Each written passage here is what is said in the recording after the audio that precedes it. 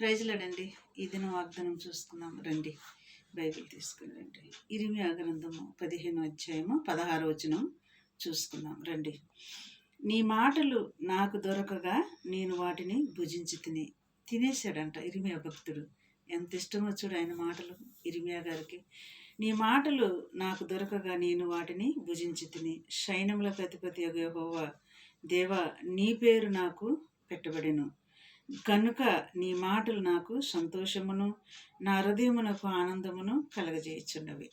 నీ మాటలు నా హృదయమునకు సంతోషమును, ఆనందమును కలగజేయుచుని అని ఇర్మీయా భక్తుడు చెప్తున్నాడు. అలాగే దావీదు భక్తుడు కూడా అన్నాడండి. ఏమన్నాడంటే ఆయన 119వ కీర్తనలో 103వ వచనం మనం చూసుకుంటే ఆయన ఏమన్నాడంటే, నీ వాక్యములు నా జీవకు ఎంతో మధురములు, అవి మరి నా నోటికి తేనె కంటే తీపిగా ఉన్నాయి. చూసారా భక్తులు ఎంత డీప్గా వెళ్ళిపోయారో దేవుళ్ళలోకి, అంత తీపిగా ఉన్నాయి మరి ఆయన మాటలు అని అక్కడ దావీదు భక్తుడు కూడా మరి ఇలాగే చెప్తున్నాడు.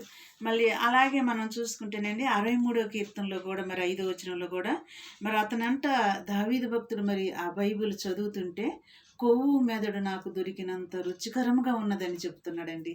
ఎంత రుచికరంగా ఉన్నాయి ఆయన మాటలు.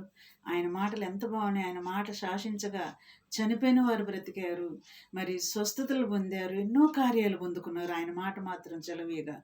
మరి ఈ సమయంలో మరి దేవుడు ఇచ్చిన మాటలను దీవించి ఆశీర్వదించును గాక.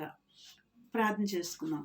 స్తోత్రములు తండ్రి, పరలోకమందున్న మా తండ్రి యేసయ్య, మరి ఈ మాటలు మా నోట ఉంచి ప్రభువా, ఈ మాటలు కూడా మేము నాయన ఆయా రోజు ఈ మాటలు ధ్యానించటానికి, ఈ మాటలను బట్టి మేము ఆనందించటానికి, సంతోషించటానికి, మా హృదయానికి ఆనందాన్ని, సంతోషాన్ని కలిగించే నీ మాటలు, బ్రతికించే నీ మాటలతో మమ్మల్ని బాగు చేయమని, మమ్మల్ని బలపరచమని నజరేయుడైన యేసుక్రీస్తు నామములో నేను అడిగి వేడుకొంచున్నాం తండ్రి.